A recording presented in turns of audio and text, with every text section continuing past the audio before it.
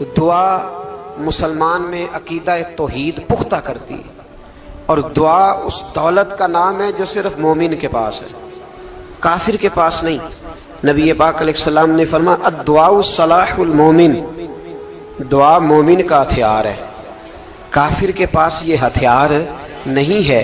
مومن جب اپنے مالک کے حضور دعا مانگتا ہے نا، دنیا میں آپ کسی سے زیادہ مانگے تو وہ ناراض ہو جاتا ہے، وہ کہتا ہے بھائی تو نے تو کام بنا لیا ہے، کل بھی دیا تھا، پرسوں بھی دیا تھا، روز روز تجھے کون دے؟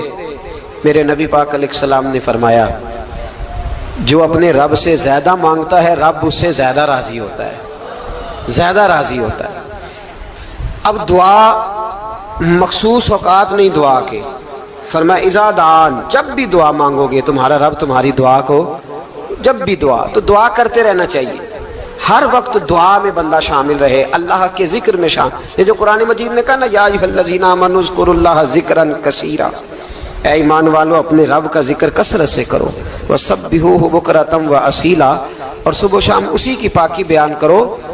تو اس سے مراد یہ نہیں ہے کہ تسبیح لے کے سارا دن مسجد میں بیٹھے رہو اور کام کوئی نہ کرو، بلکہ اس کا مطلب یہ ہے کہ روٹی شروع کرو تو اللہ کے نام سے، اختتام کرو تو اللہ کے نام، سو جاؤ تو رب کا نام لے کے، سویرے اٹھو تو اللہ کا نام لے کے، جب تمہیں کوئی چیز اچھی لگے تو ماشاءاللہ کہو، جب کوئی مصیبت آئے تو کہو انا للہ و انا الیہ راجعون۔ تو سارا دن اللہ کا ذکر جاری رہے گا۔ نبی پاک صلی اللہ علیہ وسلم نے مسلمان کو ایک دوسرے سے ملنے کا طریقہ بتایا۔ مصیبت آئے تو کیا کہنا ہے؟ صرف فوت کی پہ نہیں کہنا، اس کی وضاحت کر دو۔ کوئی بھی الذین اذا اصابتہم مصیبہ، جب بھی کوئی مصیبت آئے، اللہ کے بندے کہتے ہیں ہم اللہ کی طرف سے آئے ہیں اور اللہ کی طرف ہی ہم نے لوٹ جانا۔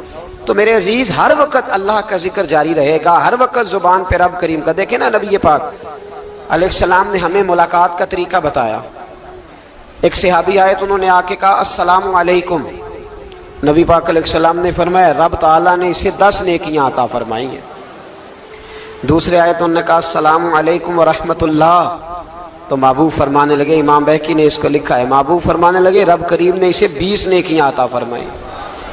ایک اور آئے، عرض کیا السلام علیکم ورحمۃ اللہ وبرکاتہ، محبوب فرمانے لگے اللہ نے اسے 30 نیکیاں عطا فرمائی۔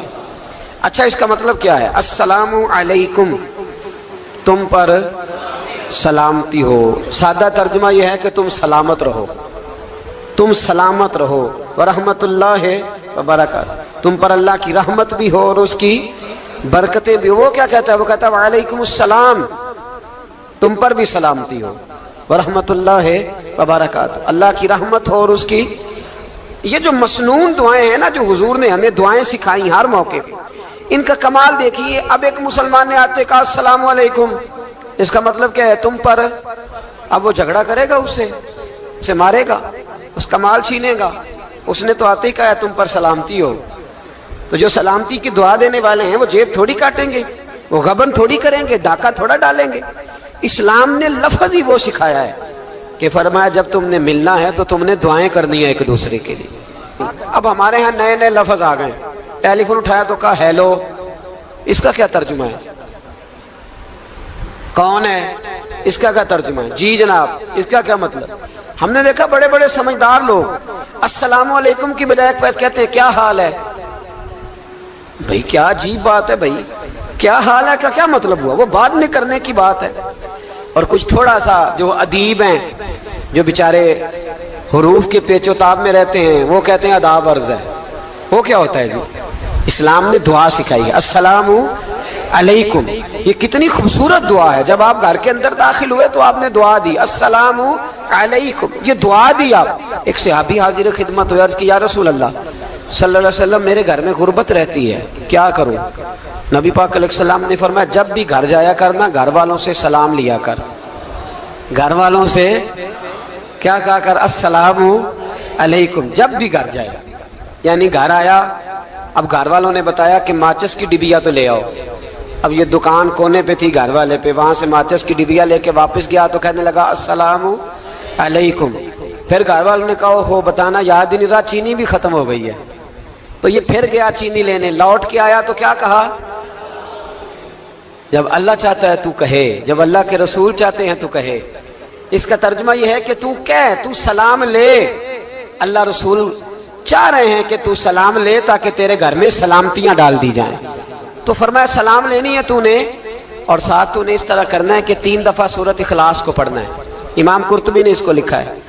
اس نے کہا حضور غربت بڑی ہے. غربت بڑی ہے تو کہ وظیفہ بتائیں. فرمایا جب بھی گھر جاؤ سلام لو اور 3 دفعہ سورۃ اخلاص پڑھو. وہ صحابی کہتے ہیں میں پکا ہو گیا. اب وہ کچھ دنوں کے بعد، کچھ عرصے کے بعد، کچھ مہینوں کے بعد واپس آئے تو صحابہ کرام علیہم رضوان فرماتے ہیں ہماری خواہش تھی کہ یہ کچھ بیان کرے، اب بتائے جو وظیفہ لے کے گیا تھا اس کا رزلٹ کیا نکلا. کہتے اس نے بڑی حیرت انگیز بات کی، حیرت انگیز عجیب انداز میں. کچھ لوگوں کا دل ہوتا ہے نا کہ مجھے ملے میرے پڑوسی کو نہ ملے، اور کچھ کا دل ہوتا ہے یار مجھے بھی ملا ہے اور الحمدللہ میرے پڑوسی کو ملا ہے. تو صحابی جب حاضر ہوئے تو صحابہ کہتے ہیں ہمیں تجسس تھا کہ یہ کچھ بتائیں. تو حضور نے فرمایا کیا حال ہے تیرا؟ کہا یا رسول اللہ کمال ہی ہو گئی ہے حضور، میں جب بھی گھر جاتا ہوں سلام لیتا ہوں اور 3 دفعہ سورۃ اخلاص پڑھتا ہوں. میں تو امیر ہو ہی گیا ہوں، میرے تو ہمسائے بھی امیر ہو گئے. کتنا پیارا ہے یہ جملہ، کتنا حسن ہے. اتنا اچھا لفظ کسی اور کے پاس ہے ہی نہیں جو الفاظ ہمیں ہمارے رسول نے عطا فرمایا. اس کو اپنائیے، اس کو اپنائیے. یہ الگ بات ہے کہ لوگ مطلب کے لیے سلوٹ کر لیتے ہیں بڑا سارا، لیکن مطلب کے لیے نہیں. جس کو جانے اس سے بھی سلام لیں، جس مسلمان کو نہیں جانتے اس سے بھی. تو نبی پاک نے ہمیں مسنون دعائیں سکھائیں. رات کو جب سونے لگیں اللہ کے رسول صلی اللہ علیہ وسلم نے ہمیں دعا سکھائی. حضور نے فرمایا جب سونے لگو تو مسلم شریف میں فرمایا تم نے یہ دعا پڑھنی اللہم باسمک اموت و احیا. تم نے کہنا اے اللہ میں تیرے نام پر مرتا ہوں اور تیرے نام پر جیتا ہوں. نبی پاک صلی اللہ علیہ وسلم نے ایک حدیث میں فرمایا کہ یہ جو نیند ہے نا یہ موت کی چھوٹی بہن ہے، یہ موت کا ایک حصہ ہے. جس طرح انسان سو جائے تو کوئی خبر نہیں ہوتی کیا ہو رہا ہے، بالکل وہ اٹھا ہے تو اس نے کہا ہو یہ کیا ہوا. سو جاتا ہے نا آدمی، اسے خبر نہیں ہوتی. اوہو میں نے تو 11 بجے اٹھنا تھا، یہ تو 3 بج گئے. اب اسے خبر نہ رہی. سوتے ہوئے لوگ چوری کر لیتے ہیں، بلکہ اس طرح بھی ہوتا ہے